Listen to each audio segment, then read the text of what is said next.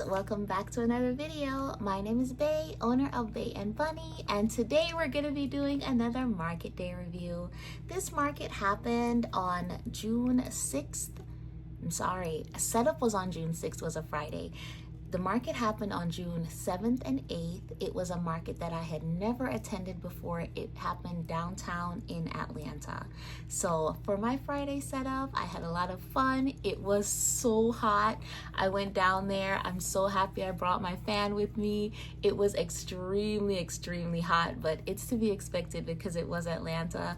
This market had a lot of bumps for me. You guys are in for a wild ride. So firstly, Friday setup went really smooth. I have a lot of footage of where I set my tent up, and then I'm gonna come back and we'll talk about Saturday.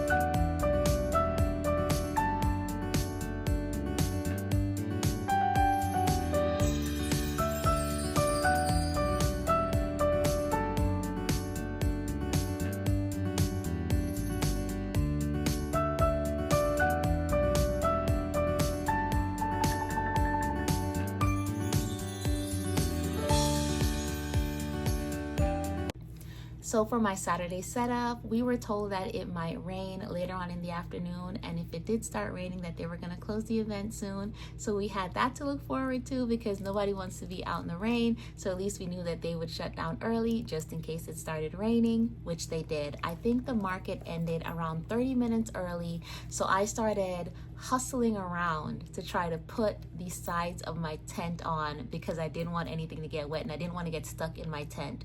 The parking in that area was street parking, and where I found parking, it was far away from the tent, and I literally had to drop a pin so I knew that I could re-find my car because I didn't know the streets by heart. It was a neighborhood that I'd never been in before, so I wanted to be really prepared. After I set up on day 1, which was Saturday, sales started off very slow. Like, I was taking random pictures. I had made a lot of items. My booth neighbors were very nice. On one side, my booth neighbors were tie-dye vendor, and on the other side, it was like a really nice like luxury jewelry ladies. They were twins. They were very nice. So let's get into the market. Like I said, the market started off very slow. It eventually picked up, and on day 1, here's the footage of my setup.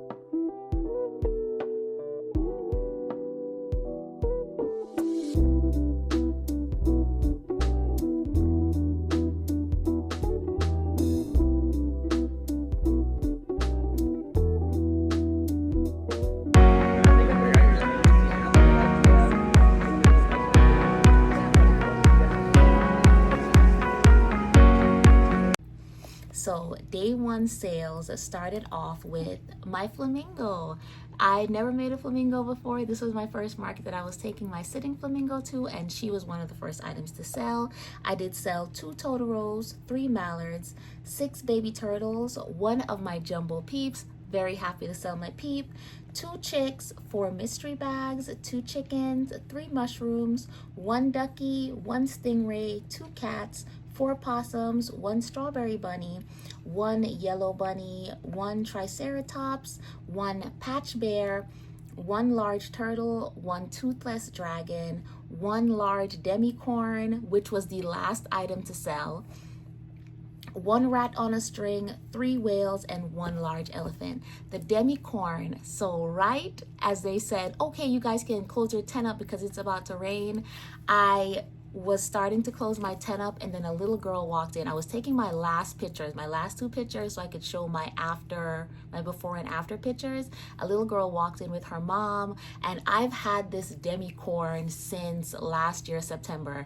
It had white eyes. I thought the eyes were glow in the dark, but they weren't glow in the dark. They were just white, like the little disc eyes, and the pupils were white. So I really wanted to get rid of her, so I had her in my standing stadium, and the little girl really wanted the demicorn. I didn't want to rush them, so I took my time, and I was like, you guys can take your time. I'm just gonna put the sides of the tent on.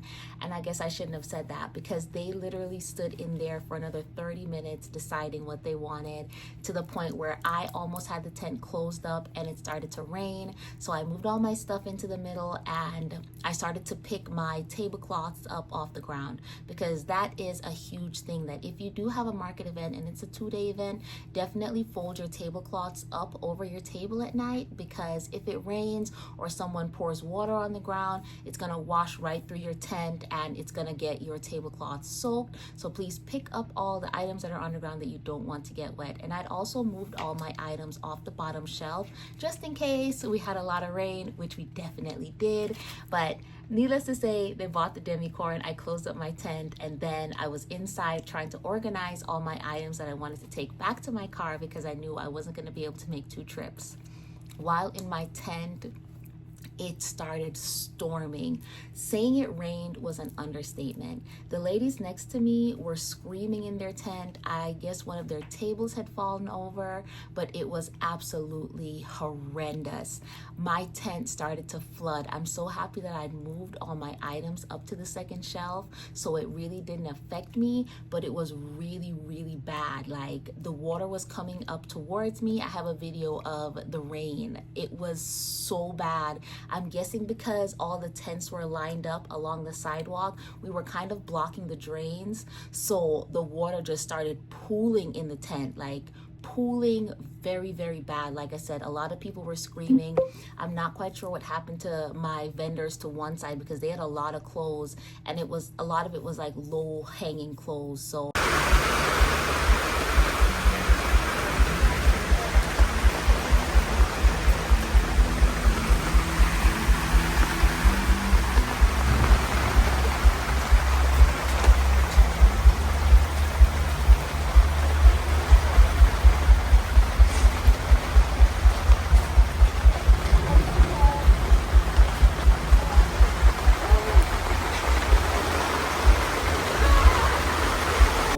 the next day I came back for day 2, they actually left. I heard that a couple of their things got ruined, but I'm hoping that not a lot of it got ruined.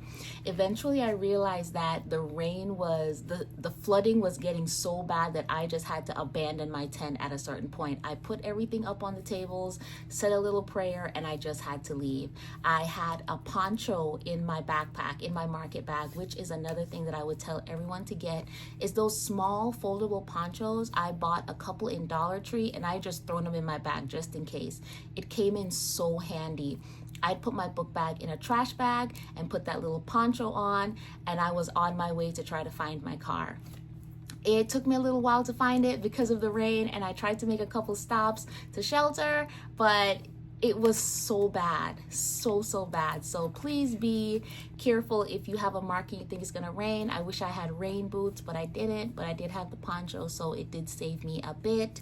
When I got to my car, I realized that I had a parking ticket, And I was so flabbergasted. I was like, what did I get a parking ticket for? I drove around for at least 30 minutes that morning trying to ensure that I was not parked in front of a hydrant. I was not blocking anyone's driveway. I really tried to park properly. Where I live, everyone has their own parking spots. Everyone has a garage. I'm not used to parallel parking. I'm not really used to street parking, but down there it was only street parking. There was no parking deck. You had to parallel park. So I found a parking spot where I parallel parked in. I thought I did a good job, but I still got a ticket. The ticket was $75. I almost cried.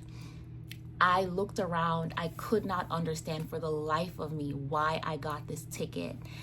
When I got home, I read the ticket, and apparently I was parked facing the wrong direction, which I honestly did not know was a rule. So if traffic was going this way, so traffic went this way and that way, I was parked going this way, but my car was facing that way because I had driven into the parking spot on the opposite side of the road. Honestly, I didn't know that was a thing. I didn't know it was a thing. Like, in the response, because I paid the ticket, in the response to me paying the ticket, I said, honestly, I did not know that was a reason. Honestly, I really didn't know that parking the opposite way of traffic was a thing to get a ticket, but I got a ticket. So let's set up and go to day 2, which doesn't have a lot of footage because I got there very early for day 2. I knew I was gonna have to sweep my tent out. I knew I was probably gonna have something that fell. Surprisingly, nothing fell. I did have to sweep a bunch of debris out of my tent. Like, there were cups. Like I said, we were blocking the drain, so everything had accumulated in everyone's tent. Like, all the trash, all the leaves, all the brush, everything from the weekend had just accumulated in my tent. So I had to sweep my tent out. Luckily, I could spread out a little bit more because there was no one to one side of me where the clothing vendors were. They left.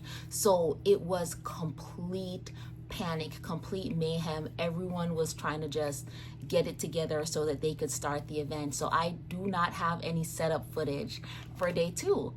I have a flash picture of what I took, but then a vendor neighbor needed some help, so I quickly put my phone down and went over to help someone. So I just don't have any footage from setup from day 2, but I can tell you what I sold because I did write it down.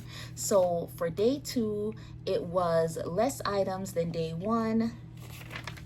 For day 2, I sold 4 cats, 2 large turtles, 2 whales, 1 large bunny, 1 standing horse, 1 patch bear, 1 strawberry bunny, 4 mystery bags, 3 possums, 2 chicks, 2 stingrays, 2 large bees, 1 mallard, and 2 Mari frogs.